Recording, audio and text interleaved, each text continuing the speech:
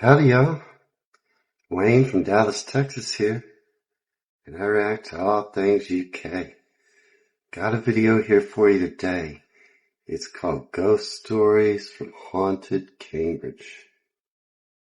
It's by a channel called Call of the Wild, and I'll put a link in the video description. Yeah, I like spooky things, I like ghost stories, I like Cambridge. So let's check it out, see what's going on there.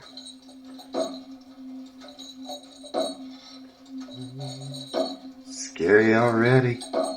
Spooky sounds. Cambridge. It's all haunted there. Often regarded as the heart of the supernatural and the birthplace of paranormal research, we find ourselves in the storied city of Cambridge. From the awe-inspiring splendour of its world-renowned colleges to the ancient shadowed thoroughfares, every inch of this city is awash with its incredibly rich and often dark history. Though a handful of stories I'm sure some would prefer were forgotten. So pour yourself a drink and turn down the lights, and join me as we explore the notorious hauntings of the city of Cambridge. I didn't know I was going to need a drink. Ooh. There was once a time when this region of southeast England was nothing more than marshy fenlands, vast areas of low-lying wetland peppered with islands of higher ground. These islands inhabited by the men and women that were able to forge a livelihood fishing and fowling the fens. Around campfires, these isolated communities shared stories, folk tales of the mystical and supernatural, the spirits of the fens. Even as these communities grew into the towns and villages of East Anglia, this culture of grave storytelling and fascination with the otherworldly remained. Here in Cambridge, for the first time, tales of the supernatural melded with the theological and scientific minds of the Victorian era. In 1855, in the halls of Trinity College, fellows began discussing the field of paranormal phenomena, conceiving the idea of the notorious Ghost Club, considered pioneers of paranormal research. Okay. To this day, still investigating claims of the supernatural, considered the oldest organisation of its kind. Okay. The original Ghostbusters. With such an intrinsic relationship with belief in the supernatural, it's not surprising that Cambridge has many eerie hauntings of its own. Haunted bookshop. That sounds fun. St. John's Our first College. stop on our journey of haunted Cambridge brings us to the gates of St. John's College. St. John's, known for its plethora of ghostly phenomena.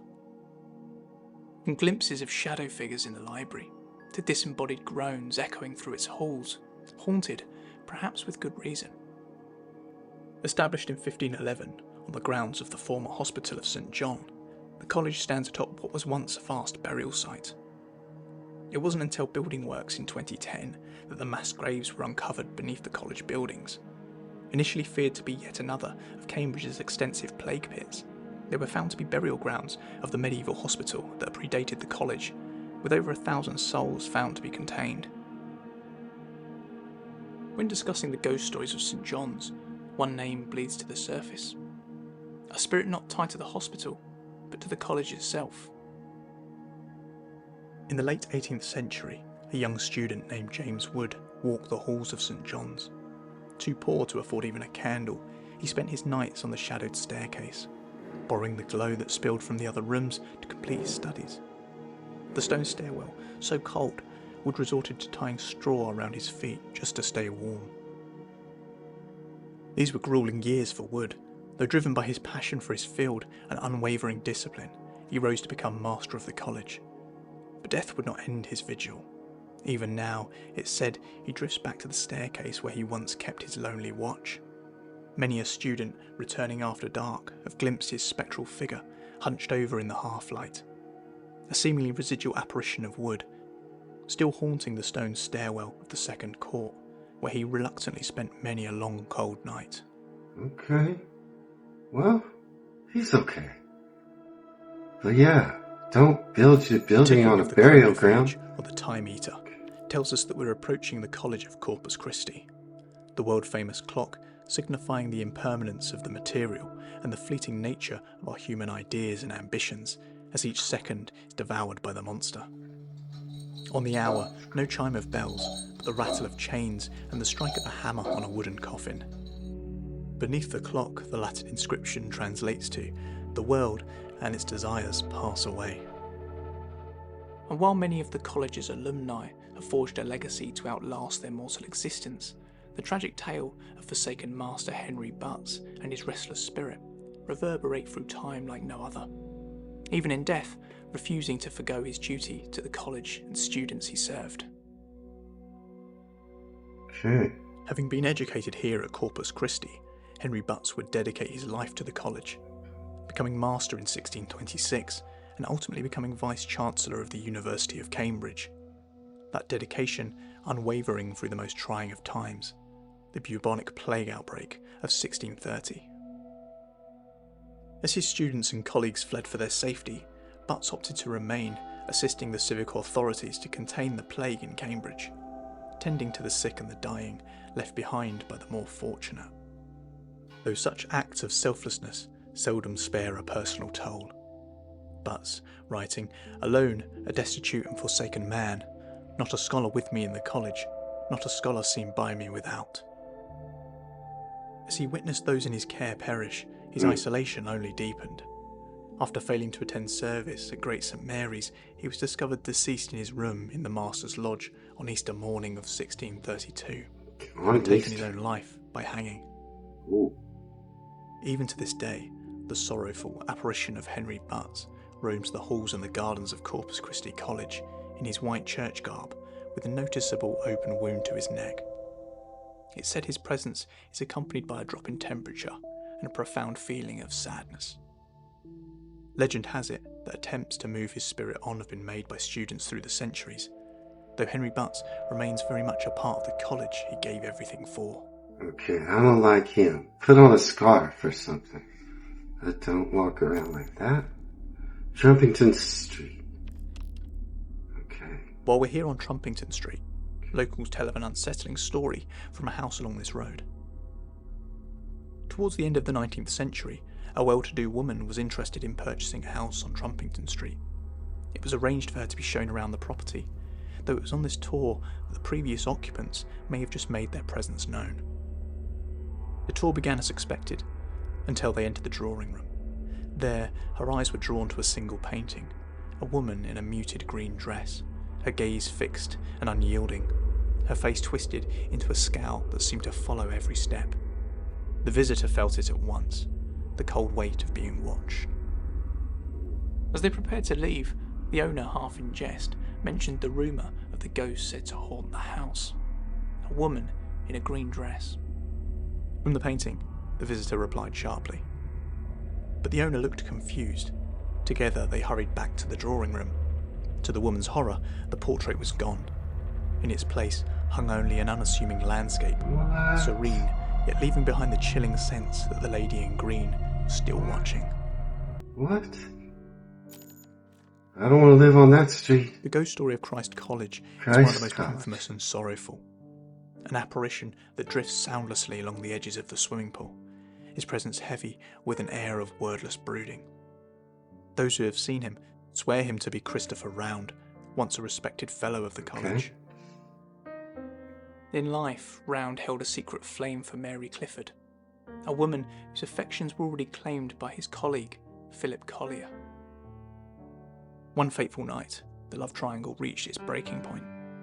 Clifford's two lovers, having allegedly drunken themselves into a stupor, staggered together through the shadowed college grounds. Their senses dulled and their steps unsteady. The pair passed the college's open-air swimming pool. Collier, straying a hair too close to the edge, fell into the water. Watching his colleague thrashing at the water's surface, Round found himself paralysed by the selfish desire to have Mary Clifford all to himself. If that meant the untimely demise of Collier, then so be it. And so, Philip Collier perished that night under the full moon, an expressionless gaze of Christopher Round.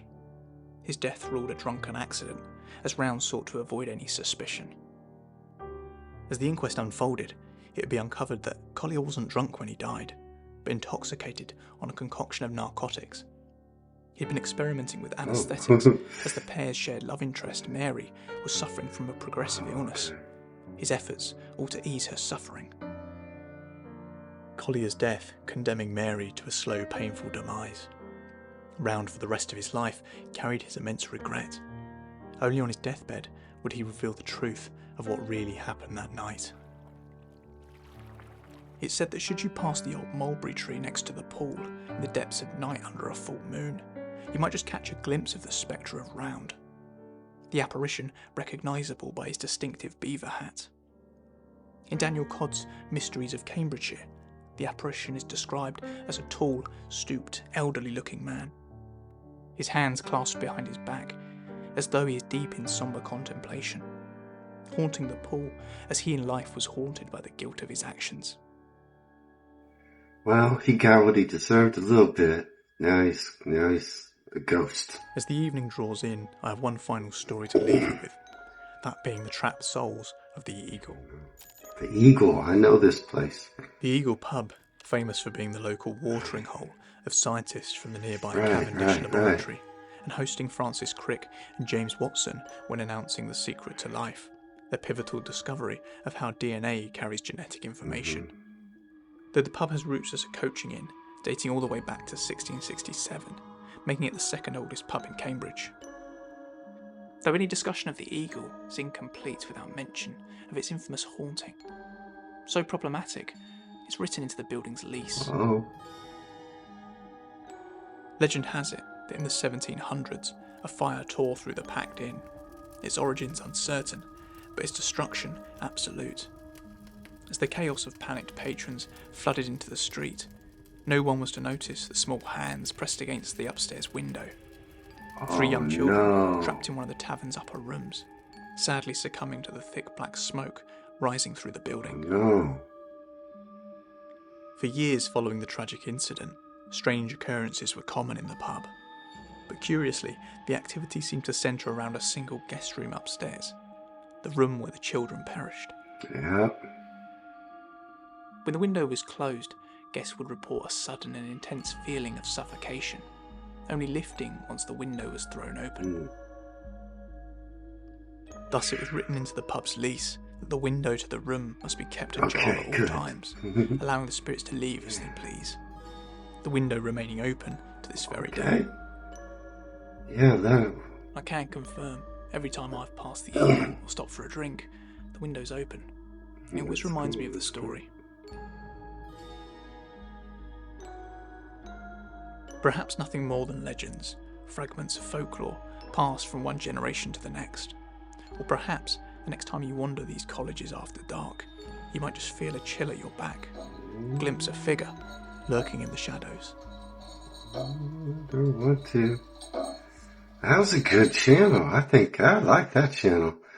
I made sure I hit the like and the subscribe button on that channel. See what else Call of the Dark has going. He's spooking me out. Yeah, when the ghosts, like that last story, when the ghosts are children, I don't know whether to be more scared or to feel sorry for them. I'm torn. When the ghosts are children, those are some spooky stories. You know, I have a subscriber, a good subscriber, Genghis, lives in Cambridge. Maybe you live in Cambridge. Let me know if you do in the comments. I'd love to hear from you. But Genghis, your town is haunted. You run for the hills. At least stay out of those places. I gotta make sure Genghis sticks around. All those ghosts, some of them seemed okay. Some ghosts, that one guy was brooding. He felt bad. He let his buddy die, drowned, under the full moon, so he could have his woman. Yeah, well, he deserves to sit and brood for the rest of the time. But he's not that scary. But the guy walking around when you got the gash and you hung yourself from it. Put a scarf on, that ghost. Have some fashion sense, a little decorum. I don't like that ghost, so I take ghosts, I take them as I find them. judge them one at a time, just like I do people. So that was a fun video. I like reacting to that. Love spooky stuff. I do love Cambridge. I'm only joking about your town being haunted. It might be fun, but I think it's a fun town, and I do enjoy it. And if you enjoy my videos, please hit the like and subscribe button. Till next time, y'all take care.